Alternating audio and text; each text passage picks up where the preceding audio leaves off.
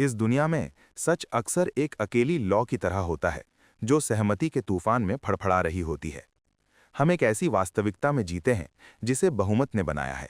एक ऐसी वास्तविकता जो इस बात से परिभाषित नहीं होती कि क्या है, बल्कि इस बात से कि सब लोग क्या मानते हैं कि है।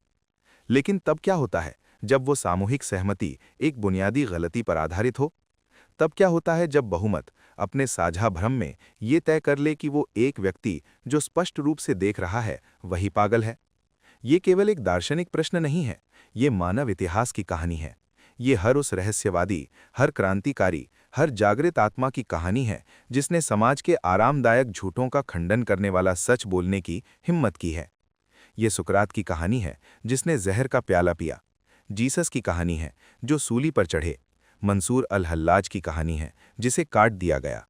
ये कहानी है कि कैसे हम तथाकथित समझदार लोग जागरूकता के भयानक प्रकाश के खिलाफ अपने पागलपन का बचाव करते हैं। आज हम एक शक्तिशाली दृष्टांत का पता लगाएंगे जिसका उपयोग ओशो अक्सर इस गहरी दुविधा को समझाने के लिए करते थे। ये एक राज्य, एक कुएं और पागलपन की नशीली शक्ति के बारे में कहानी है। लेकिन इससे भी अधिक ये आपके बारे में एक कहानी है।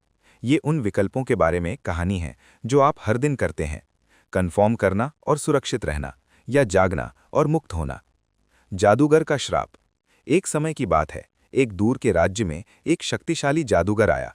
वो द्वेषी व्यक्ति नहीं था, बल्कि शरारती था, एक छलिया जो मानव व्यवस्था की नाजुकता को उजागर करने में आनंद लेता था। एक दिन वो शहर के मुख्य कुएं तक पहुंचा, एक ऐसी जगह जहां बाजार गुलजार थे और महल भव्य थे, जहां व्यवस्था और समझदारी का राज था, या कम से कम सब लोग यही सोचते थे। जादूगर शहर के मुख्य कुएं तक गया, जो आम लोगों के लिए पानी का स्रोत था। उसने अपने चोगे से एक छोटी पुड़िया निकाली जिसमें एक शक्तिशाली जादुई पाउडर था। अपनी कलाई के एक झटके के साथ उसने पाउडर को कुएं की गहराई में फेंक दिया। जैसे ही पाउडर पानी में घुला, उसने एक श्राप दिया, जो भी इस पानी को पिएगा वो पागल हो जाएगा। ये एक साधारण कार्य था, लेकिन इसके परिणाम विनाशकारी थे। राज्य में केवल 2 कुएं थे, एक शहर के चौक में जिसका उपयोग हर कोई करता था, और एक निजी कुआं महल की दीवारों के अंदर जो विशेष रूप से राजा, रानी और वजीर के लिए आरक्षित था। पागलपन में गिरावट। जैसे ही अगले दिन सूरज उगा, शहर के लोग जागे और अपनी दिनचर्या में लग गए। उन्होंने शहर के कुएं से पानी निकाला, अपना भोजन पकाया और अपनी प्यास बुझाने के लिए पिया, और एक एक करके पागलपन ने उन्हें जकड़ लिया। लेकिन पागलपन, आप देखिए, शायद ही कभी उन लोगों द्वारा पहचाना जाता है जो पागल हैं। पागल व्यक्ति के लिए उसका मतिभ्रम वास्तविकता है, उसका अनियमित व्यवहार पूरी तरह से तार्किक है, उसके भ्रम पूर्ण सत्य हैं। शाम तक पूरे शहर ने जहरीले कुएं से पानी पी लिया था। बेकर अपनी रोटी को कविता सुनाने लगा, लोहार फूलों से तलवारें बनाने लगा, व्यापारी अपना सामान मुफ्त में देने लगे, पागलों की तरह हंसने लगे। लोग बिना संगीत के सड़कों पर नाचने लगे, ऐसी जुबान में बोलने लगे जिसे कोई नहीं समझता था, और उन चीज़ों के दर्शन देखने लगे जो वहां नहीं थीं। फिर भी इस सामूहिक पागलपन में एक अजीब बात हुई। क्योंकि हर कोई पागल था, इसलिए कोई भी पागल नहीं लग रहा था। उनका साझा भ्रम नया नॉर्मल बन गया। यदि हर कोई आकाश में ड्रैगन देखता है तो ड्रैगन मौजूद होने चाहिए। यदि हर कोई मानता है कि पत्थर सोना है तो पत्थर सोना है। राजा का अलगाव। अपने महल में ऊंचे स्थान पर राजा ने अराजकता को फैलते हुए देखा। उसने अपने निजी कुएं से पानी पिया, उसका दिमाग साफ था, उसकी समझदारी बरकरार थी। उसने अपनी प्रजा को अनियमित व्यवहार करते देखा। उनके कार्य सभी तर्क और कारण को धता बता रहे थे। वो अपने वजीर की ओर मुड़ा, जो एक बुद्धिमान और वफादार व्यक्ति था, और उसने भी शाही कुएं से पानी पिया था। ये क्या हो रहा है? राजा ने पूछा। उसकी आवाज में घबराहट बढ़ रही थी। लोगों ने अपना दिमाग खो दिया है, उन्हें देखो, वो पागल हो गए हैं। वजीर ने बालकनी से नीचे झांकते हुए गंभीरता से सिर हिलाया। ऐसा लगता है कि शहर पर कोई श्राप आ गया है महाराज, वे वास्तव में पागल हैं। राजा को थोड़ी राहत महसूस हुई। कम से कम हम सुरक्षित हैं, उसने सोचा। हमारे पास अपना कुआं है, हम व्यवस्था मजबूत कर सकते हैं, हम उन्हें वापस समझदारी की ओर ले जा सकते हैं। लेकिन राजा गलत था। वो पुराने नियमों के तहत काम कर रहा था, एक समझदार दुनिया के नियमों के तहत। लेकिन दुनिया बदल चुकी थी। समझदारी अब विचार की स्पष्टता या वास्तविकता के अनुपालन से परिभाषित नहीं थी। समझदारी बहुमत से परिभाषित थी, और बहुमत अब पागल था। पागल राजा की अफवाह। नीचे शहर में नाचने और बड़बड़ाने के बीच एक अफवाह फैलने लगी। पहले ये एक फुसफुसाहट थी, पड़ोसियों के बीच साझा किया गया एक संदेह। फिर ये एक बड़बड़ाहट में बदल गया, एक सामूहिक एहसास जो जंगल की आग की तरह भीड़ में फैल गया। क्या तुमने राजा पर ध्यान दिया है? एक आदमी ने पूछा। उसकी आंखों में एक उन्मत्त जिलान थी। हाँ, एक महिला चिल्लाई, गोल गोल घूमते हुए। वो पहेलियों में बोलता है, उसे ड्रैगन नहीं दिखते। वो ये मानने से इनकार करता है कि पत्थर सोना है। वो वास्तविकता से संपर्क खो चुका है। दूसरा चिल्लाया, वो हमारे जैसा नहीं है, वो पागल होना चाहिए। तर्क निष्कलंक था, अपने स्वयं के विकृत ढंग से। यदि पूरी दुनिया एक तरह से व्यवहार कर रही है और एक व्यक्ति अलग तरह से व्यवहार कर रहा है, तो पागल कौन है? क्या वो लाखों लोग जो एक भ्रम शेयर करते हैं, या वो अकेला व्यक्ति जो सच देखता है? भीड़ के लिए उत्तर स्पष्ट था। राजा अनुमाली थी, राजा अलग तत्व था, इसीलिए राजा पागल होना चाहिए। दरवाजे पर भीड़। बड़बड़ाहट एक दहाड़ में बदल गई। राजा पागल है, राजा पागल है, भीड़ ने नारे लगाए। उन्होंने महल के द्वारों की ओर मार्च किया, मानवता का एक ज्वार जो उनके साझा मतिभ्रम द्वारा एकीकृत था। उन्होंने न्याय की मांग की, उन्होंने एक समझदार शासक की मांग की, उन्होंने मांग की कि पागल राजा को सिंहासन से हटा दिया जाए। महल के अंदर राजा के रक्षक, उसके सेवक, उसके रसोइये, हर कोई जो तत्काल राजसी घेरे के बाहर रहता था और शहर के कुएं से पीता था, वे भी बदल गए थे। वे राजा को संदेह और डर की दृष्टि से देखते थे।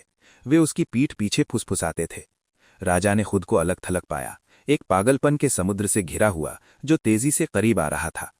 हम क्या करें? राजा ने वजीर से पूछा। उसकी आवाज कांप रही थी। वे महल पर घावा बोलने वाले हैं, वे हमें मार डालेंगे। वजीर ने नीचे गुस्साई भीड़ को देखा। उसने देखा कि गार्ड अपनी पोस्ट छोड़ रहे हैं, नारे लगाने वालों में शामिल हो रहे हैं। उसने अपरिहार्य अंत देखा। एक ऐसी दुनिया में जहां पागलपन आदर्श है, समझदारी एक अपराध है जिसकी सजा मौत है। खुद को बचाने का सिर्फ एक ही तरीका है महाराज, वजीर ने धीरे से कहा।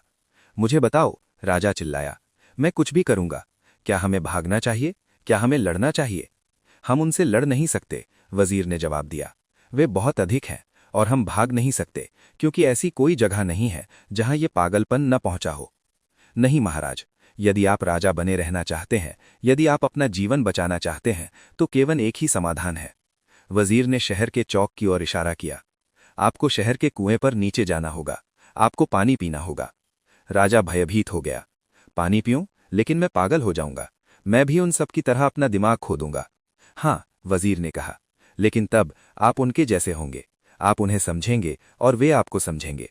वे देखेंगे कि आप अपनी समझदारी वापस पा चुके हैं। वे खुशी मनाएंगे कि उनका राजा फिर से ठीक हो गया है। राजा ने अपने सुंदर महल को, अपने सिंहासन को, अपने विशेषाधिकार के जीवन को देखा। उसने अपने खून के लिए प्यासी गुस्साई भीड़ को देखा। उसे वजीर के भयानक सत्य की अनुभूति हुई। अंधों के समाज में एक आंख वाला आदमी राजा नहीं होता, वो एक राक्षस होता है, वो एक खतरा होता है। भारी मन से राजा महल की सीढ़ियों से नीचे उतरा। वो उपहास करती भीड़ के बीच से चला, जो उसे गुजरने देने के लिए अलग हो गई, उसे शत्रुतापूर्ण आंखों से देख रही थी। वो शहर के कुएं तक पहुंचा। उसने एक बाल्टी पानी निकाला। उसने झिलमिलाती सतह में अपना प्रतिबिंब देखा, एक समझदार आदमी का जो आध्यात्मिक आत्महत्या करने वाला था, और उसने पी लिया। उसने जहरीले पानी के गहरे घूंट भरे। जैसे ही तरल उसकी नसों में दौड़ा, दुनिया बदलने लगी। रंग चमकीले, अधिक अराजक हो गए। आवाजें बकवास की एक सिम्फनी बन गई। उसके विचार बिखर गए और घुल गए। आकाश में ड्रैगन दिखाई देने लगे, पत्थर सोने में बदल गए। उसने भीड़ की ओर देखा, उसके चेहरे पर एक मूर्खतापूर्ण मुस्कान फैल गई। उसने एक जोरदार संवेदनहीन हंसी छोड़ी और नाचने लगा। समझदारी का जश्न। भीड़ ने हांफते हुए सांस ली, फिर वे जय बोलने लगे। वो ठीक हो गया है, वे चिल्लाए। राजा ने अपने होश वापस पा लिए हैं। हमारा राजा फिर से समझदार हो गया है। ढोल बजे, तुरहियां बजीं। राजा को उसकी प्रजा के कंधों पर उठाया गया और एक भव्य प्रकाशन में महल वापस लाया गया। उस रात पूरे राज्य ने जश्न मनाया। उन्होंने व्यवस्था की वापसी का जश्न मनाया। उन्होंने सत्य की विजय का जश्न मनाया। उन्होंने इस तथ्य का जश्न मनाया कि उनका राजा अब उनके जैसा ही पागल हो गया है। और इस तरह राज्य हमेशा के लिए खुशी खुशी रहने लगा, सामूहिक पागलपन के गर्म और आरामदायक कंबल में लिपटा हुआ। कहानी का मतलब। ये कहानी सिर्फ एक फेरी टेल नहीं है, ये एक दर्पण है। ये हमारी दुनिया की स्थिति को दर्शाता है। हम एक ऐसे समाज में पैदा होते हैं जो पहले से ही कंडीशनिंग के जहर से नशे में है। जिस क्षण हम अपनी पहली सांस लेते हैं, हमें विश्वास, पूर्वाग्रह, विचारधाराएं और डर खिलाए जाते हैं। हमें दुनिया को वैसे नहीं देखना सिखाया जाता जैसे वो है, बल्कि ऐसे जैसे हमारे माता पिता, हमारे शिक्षक, हमारे पुजारी और हमारे राजनीतिज्ञ देखते हैं। हमें सिखाया जाता है कि पैसा खुशी है, हमें सिखाया जाता है कि शक्ति सफलता है, हमें सिखाया जाता है कि हमारा राष्ट्र अन्य सभी से श्रेष्ठ है, हमें सिखाया जाता है कि हमारा धर्म ही भगवान तक पहुंचने का एकमात्र सच्चा मार्ग है। हम संस्कृति, परंपरा, सामान्य ज्ञान और अगर कोई पीने की हिम्मत नहीं करता, अगर कोई सवाल करने की, खुद के लिए सोचने की, वास्तविकता को साफ आंखों से देखने की हिम्मत करता है, तो हम उन्हें पागल कहते हैं। रहस्यवादियों को देखो, जीसस को देखो, उन्होंने प्रेम की, करुणा की, भीतर के ईश्वर के राज्य की बात की, और समाज ने क्या किया? उन्होंने उसे सूली पर चढ़ा दिया। वे उसकी समझदारी को बर्दाश्त नहीं कर सकते थे। उसका सच एक दर्पण था जिसने उन्हें उनकी अपनी कुरूपता, उनका अपना पागलपन दिखाया। इसलिए उन्होंने दर्पण को तोड़ दिया। सुकरात को देखो, उसने सवाल पूछे, उसने लोगों को सोचने पर मजबूर किया, उसने एथेनियन समाज की आरामदायक धारणाओं को चुनौती दी, और उन्होंने उसे युवाओं को भ्रष्ट करने के लिए मौत की सजा सुनाई। उसका अपराध भ्रष्टाचार नहीं था, उसका अपराध जागृति था। मंसूर अल-हल्लाज को देखो, उसने घोषित किया, अनाल हक, मैं ही सत्य हूं। उसने परमात्मा के साथ अपनी एकता का एहसास किया, उसने अलगाव के भ्रम को पार कर लिया, और इस परम समझदारी के लिए उसे प्रताड़ित किया गया और मार डाला गया। पागलपन की परिभाषा। ओशो हमें पागलपन की अपनी परिभाषा पर पुनर्विचार करने के लिए कहते हैं। क्या पागलपन केवल अलग होना है? क्या ये आदर्श यानी नॉर्म से भटकना है? यदि आप एक पागलखाने में हैं और आप 1000 मरीजों के बीच अकेले डॉक्टर हैं, तो कौन तय करता है कि क्या असली है? मरीजों के लिए आप अजीब हैं। आप वो हैं जो आवाज़ें नहीं सुनता। आप वो हैं जो ये नहीं मानता कि आप नेपोलियन हैं। उनकी दुनिया में आप बाहरी हैं। समाज उसी सिद्धांत पर काम करता है। ये एक विशाल खुली हवा वाला पागलखाना है। फर्क सिर्फ इतना है कि कैदी संस्था चला रहे हैं। वे कानून बनाते हैं, वे इतिहास की किताबें लिखते हैं, वे परिभाषित करते हैं कि क्या सामान्य है। और सामान्य क्या है? सामान्य होना तनावग्रस्त, चिंतित और भयभीत होना है। सामान्य होना अपना जीवन उन चीज़ों के पीछे भागने में बिताना है जो मायने नहीं रखती। सामान्य होना उन लोगों से नफरत करना है जिनसे आप कभी नहीं मिले, क्योंकि वे मानचित्र के एक रेखा के दूसरी ओर रहते हैं। सामान्य होना एक ऐसे भगवान के नाम पर मारना है जिसे सर्वप्रेमी माना जाता है। यदि ये समझदारी है तो शायद पागलपन ही सत्य का एकमात्र मार्ग है। पागल होने का साहस। यात्रियों ये कहते हैं कि आध्यात्मिक यात्रा शहर के कुएं से वापस निजी कुएं की ओर जाने की यात्रा है। ये जहर को उल्टी करके बाहर निकालने की प्रक्रिया है। ये अपनी धारणा, अपनी चेतना को वापस पाने का साहसिक कार्य है। लेकिन चेतावनी दी जाती है, जिस क्षण आप पानी पीना बंद कर देंगे, आप एक अजनबी बन जाएंगे, आप एक बाहरी व्यक्ति बन जाएंगे। लोग आपको संदेह की दृष्टि से देखेंगे। वे कहेंगे कि आप बदल गए हैं, वे कहेंगे कि आप कठिन हैं, वे कहेंगे कि आप पागल हैं। जब आप ध्यान करना शुरू करते हैं, जब आप अपने सामाजिक मुखौटे गिराना शुरू करते हैं, जब आप प्रामाणिक रूप से जीना शुरू करते हैं, तो आप सामूहिक भ्रम को धमकी देते हैं। आपकी चुप्पी उनके शोर को परेशान करती है। आपकी शांति उनकी उथल-पुथल को उजागर करती है। आपकी स्वतंत्रता उनकी जंजीरों को उजागर करती है। वे आपको वापस कुएं पर मजबूर करने की कोशिश करेंगे।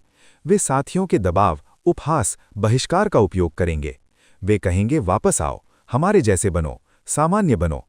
और आप राजा की दुविधा का सामना करेंगे। क्या आप अपनी जान बचाने के लिए भीड़ के सामने आत्मसमर्पण करते हैं? क्या आप फिट होने के लिए अपने सच से समझौता करते हैं? क्या आप सिर्फ स्वीकार किए जाने के लिए जहर पीते हैं? या आप दृढ़ रहते हैं? क्या आप पागलपन के लेबल को सम्मान के बैच के रूप में स्वीकार करते हैं? क्या आप महसूस करते हैं कि एक गहन रूप से बीमार समाज के साथ अच्छी तरह से समायोजित होना स्वास्थ्य का कोई पैमाना नहीं? राजा की कहानी हमें एक भयानक प्रश्न के साथ छोड़ती है। क्या हम भीड़ हैं जो राजा को जहर पीने के लिए नारा लगा रही है? या हम राजा हैं, कगार पर खड़े हैं, ये तय कर रहे हैं कि क्या हम अपनी आत्मा का बलिदान सिर्फ संबंधित होने के लिए दें? अगले भाग में हम ये पता लगाएंगे कि क्या होता है जब एक सच्चा गुरु पागलपन के इस राज्य में प्रवेश करता है। हम देखेंगे कि एक बुद्ध, एक जीसस, एक ओशो भीड़ से कैसे निपटते हैं। वे पानी नहीं पीते, ना ही वे भागते हैं। उनके पास एक तीसरा विकल्प है, जहर को ही दवा में बदलने का एक तरीका। बने रहें। हमने राजा को जहर पीते हुए देखा। उसने आसान रास्ता चुना, अनुरूपता का रास्ता। लेकिन एक और रास्ता है जो ना तो पागलपन का है और ना ही सामाजिक भाषा का। ये गुरु का रास्ता है। ऑडियो में ओशो 20वीं सदी के एक महान रहस्यवादी जॉर्ज गुरजिएफ का उल्लेख करते हैं। गुरजिएफ ने एक बहुत ही अजीब लेकिन सटीक शब्द गढ़ा था, कुंडा बफर। सोचिए एक ट्रेन के 2 डिब्बों के बारे में। उनके बीच में लोहे के बफर होते हैं, स्प्रिंग्स लगी होती हैं। क्यों? ताकि जब ट्रेन रुके या चले तो झटके सीधे डिब्बे को न लगें, वे झटके को पी जाते हैं। ठीक उसी तरह प्रकृति ने हमारी रीढ़ की हड्डी के आधार पर हमारी चेतना और वास्तविकता के बीच एक बफर लगाया है। ये बफर हमें वास्तविकता के सीधे आघात से बचाता है। हम इसे अहंकार कहते हैं, हम इसे माया कहते हैं। ये बफर हमें सुरक्षित रखता है, लेकिन ये हमें अंधा भी रखता है। यदि ये बफर अचानक हटा दिया जाए बिना तैयारी के, तो वास्तविकता का झटका इतना तेज होगा कि व्यक्ति सचमुच पागल हो सकता है। इसीलिए ओशो कहते हैं कि कुंडलिनी को जबरदस्ती जगाने की कोशिश खतरनाक हो सकती है। अगर आप तैयार नहीं हैं तो आप राजा की नहीं बल्कि उस आदमी की तरह होंगे जो ट्रेन के नीचे आ गया है। जबरदस्ती बनाम समर्पण। बहुत से लोग अध्यात्म को एक विजय के रूप में देखते हैं। वे अपनी ऊर्जा को, अपनी कुंडलिनी को जगाने के लिए संघर्ष करते हैं। वे श्वास रोकते हैं, अजीब आसन करते हैं, खुद को यातना देते हैं। वे सोचते हैं कि वे भगवान पर विजय प्राप्त कर लेंगे। लेकिन ओशो हमें एक अलग नजरिया देते हैं। वे कहते हैं, कुंडलिनी जगाने की कोई जरूरत नहीं है। ये सुनकर चौंकाने वाला हो सकता है। क्या योग का उद्देश्य शक्ति को जगाना नहीं है? ओशो समझाते हैं कि जब आप जगाने की कोशिश करते हैं तो आप यानी आपका अहंकार वहां मौजूद होता है। मैं कुंडलिनी जगाना चाहता हूं, मैं शक्तिशाली बनना चाहता हूं। ये अहंकार ही बाधा है। गुरु वो नहीं है जो नदी के बहाव के खिलाफ तैरता है। गुरु वो है जो नदी बन जाता है। वो ऊर्जा को धक्का नहीं देता, वो उसे नृत्य में बदल देता है। जब ऊर्जा जबरदस्ती जागती है तो वो विस्फोट करती है और विनाश ला सकती है। लेकिन जब ऊर्जा संगीत, प्रेम और ध्यान के माध्यम से जागती है तो वो फूल की तरह खिलती है। मंसूर अल हल्लाज, सत्य का दर्पण। लेकिन जब कोई व्यक्ति उस बफर को गिरा देता है, जब वो अहंकार को छोड़ देता है और पूर्ण सत्य बन जाता है, तो समाज उसके साथ क्या करता है? याद करें पागल राजा की कहानी। भीड़ बर्दाश्त नहीं कर सकती कि कोई उनसे अलग हो। सूफी फकीर मंसूर अल हल्लाज का उदाहरण लें। मंसूर ने वो परम सत्य पा लिया था। उसने ईश्वर को अपने बाहर नहीं, अपने भीतर पाया। और मस्ती में, एक दिव्य पागलपन में उसने घोषणा कर दिया, अनल हक, जिसका अर्थ है मैं ही सत्य हूं या मैं ही ईश्वर हूं। ये अहंकार की घोषणा नहीं थी, ये अहंकार के मिटने की घोषणा थी। जैसे एक बूंद समुद्र में गिरकर कहे मैं समुद्र हूं। लेकिन समाज जो बहरे और अंधों से भरा है, उसने क्या सुना? उन्हें लगा कि मंसूर अहंकारी है। उन्हें लगा कि वो ईश्वर का अपमान कर रहा है। भीड़ ने उसे घेर लिया। धार्मिक गुरुओं ने फतवा जारी किया। उसे काटा गया, उसके हाथ पैर काट दिए गए, उसे सूली पर चढ़ाया गया। क्यों? क्योंकि मंसूर एक ऐसा दर्पण बन गया था जिसमें समाज अपनी कुरूपता देख सकता था। मंसूर की मौजूदगी ही उनके झूठ का सबूत थी। ओशो कहते हैं कि मंसूर को गांव-गांव भगाया गया क्योंकि उसकी सच्चाई इतनी तेज थी कि लोग उसकी मौजूदगी में अपने झूठे धर्मों और थोथे ज्ञान के साथ नंगे महसूस करते थे। समाज को सोया हुआ व्यक्ति चाहिए, उसे जागा हुआ व्यक्ति खतरनाक लगता है।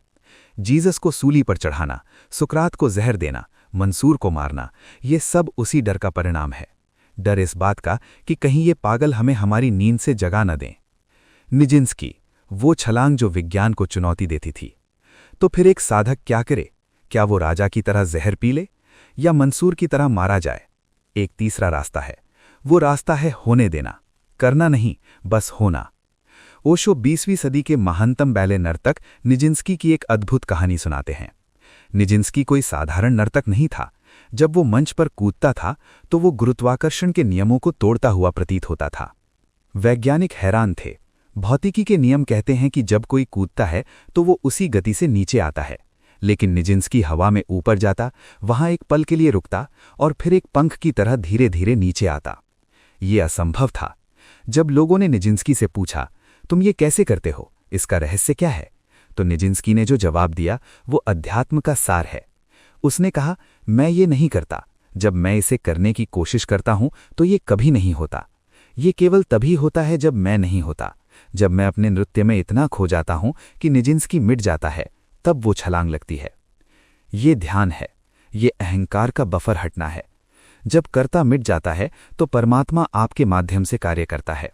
निजिंस्की उस क्षण में एक व्यक्ति नहीं था, वो केवल ऊर्जा थी, वो केवल नृत्य था। राजा डर के मारे भीड़ का हिस्सा बन गया, निजिंस्की प्रेम के मारे अस्तित्व का हिस्सा बन गया। दोनों में मैं मिट गया, लेकिन एक बेहोशी में और एक परम चैतन्य में। रामकृष्ण और पानी पर चलने वाला आदमी। लेकिन सावधान रहें, अहंकार बहुत चालाक है। ये आध्यात्मिकता में भी घुसपैठ कर सकता है। हम शक्तियों के पीछे भागने लगते हैं। हम सोचते हैं कि अगर हम हवा में उड़ सकें या पानी पर चल सकें तो हम ज्ञानी हो जाएंगे। ओशो रामकृष्ण परमहंस की एक बड़ी सुंदर कहानी सुनाते हैं। रामकृष्ण गंगा के किनारे बैठे थे। एक योगी आया जो बहुत घमंडी था। उसने रामकृष्ण को चुनौती दी और कहा, अरे महात्मा, तुम यहां बैठकर क्या कर रहे हो? देखो मेरे पास क्या शक्ति है। योगी नदी की सतह पर चल पड़ा। वो पानी पर चलकर नदी के उस पार गया और वापस आया, अपने सूखे पैरों को दिखाते हुए। उसने गर्व से पूछा, देखा, क्या तुम ये कर सकते हो? रामकृष्ण मुस्कुराए। उनकी आंखों में करुणा और व्यंग्य दोनों थे। उन्होंने पूछा, मित्र, तुम्हें ये कला सीखने में कितना समय लगा? योगी ने छाती फुलाकर कहा, 18 साल। मैंने हिमालय में 18 साल कड़ी तपस्या की, तब जाकर मैंने ये सिद्धि प्राप्त की। रामकृष्ण ने अपनी जेब टटोली और 2 पैसे अर्थात सिक्के निकाले। उन्होंने कहा, लेकिन मित्र, नाव वाला मुझे 2 पैसे में उस पार ले जाता है। तुमने 18 साल उस चीज के लिए बर्बाद कर दिए जिसकी कीमत सिर्फ 2 पैसे है। कहानी का सार ये सिखाती है कि आध्यात्मिकता का अर्थ ये नहीं है कि जादू दिखाना है। इसका अर्थ ये नहीं है कि चमत्कार करना है। अगर आप पानी पर चल भी लेते हैं तो क्या? आपका अहंकार वैसा का वैसा ही है, बल्कि अब वो और भी मजबूत हो गया है। मैं पानी पर चल सकता हूं। अहंकार ही वो पागलपन है जिसने राजा की प्रजा को अंधा बना दिया था, और वही अहंकार योगी को अंधा कर रहा है। कुंडलिनी जगाना, सिद्धियां प्राप्त करना, भविष्य देखना, ये सब मन के खेल हैं। ये सब उसी जहरीले कुएं का पानी है, बस बोतल नहीं है। गुरु आपको पानी पर चलना नहीं सिखाता। गुरु आपको सिखाता है कि पानी में डूबकर भी कैसे सूखा रहा जाए। वो आपको दुनिया में रहना सिखाता है, लेकिन दुनिया को अपने भीतर नहीं घुसने देता। सत्य का चुनाव। तो हम यहां हैं। एक तरफ पागल राजा है जिसने स्वीकार कर लिया कि अगर आप उन्हें हरा नहीं सकते तो उनके साथ शामिल हो जाओ। उसने अपनी चेतना को मारकर सामान्य होना चुना। दूसरी तरफ निजिंस्की और मंसूर हैं। उन्होंने अपनी चेतना को इतना विस्तारित किया कि वे समाज के लिए पागल हो गए, लेकिन अस्तित्व के लिए परमात्मा बन गए। ओशो कहते हैं कि आपको चुनाव करना होगा। क्या आप ट्रेन के बफर की तरह झटके सहते हुए जीना चाहते हैं, बेहोश लेकिन सुरक्षित? या आप छलांग लगाना चाहते हैं, वो छलांग जहां आप नहीं रहते, केवल नृत्य रह जाता है? याद रखें, समाज आपको जहर पिलाने की कोशिश करेगा। वो कहेगा, सफल बनो, अमीर बनो, प्रसिद्ध बनो, धार्मिक बनो। ये सब जहर है। असली अमृत वो है जो निजिंस्की ने चखा, जब कर्ता मिट जाता है और केवल कर्म रह जाता है, जब नर्तक मिट जाता है और केवल नृत्य रह जाता है। हम अब समझ गए हैं कि समस्या दुनिया का पागलपन नहीं है, बल्कि समस्या हमारा अपना मैं अहंकार है जो हमें अलग रखता है। हमने देखा कि जबरदस्ती शक्ति को कुंडलिनी जगाना खतरनाक है और सिद्धियों के पीछे भागना मूर्खता है। तो फिर सही रास्ता क्या है? अगर हमें जबरदस्ती नहीं करनी है और हमें जहर भी नहीं पीना है, तो हमें उस अवस्था तक कैसे पहुंचना है जहां निजिंस्की पहुंचा था?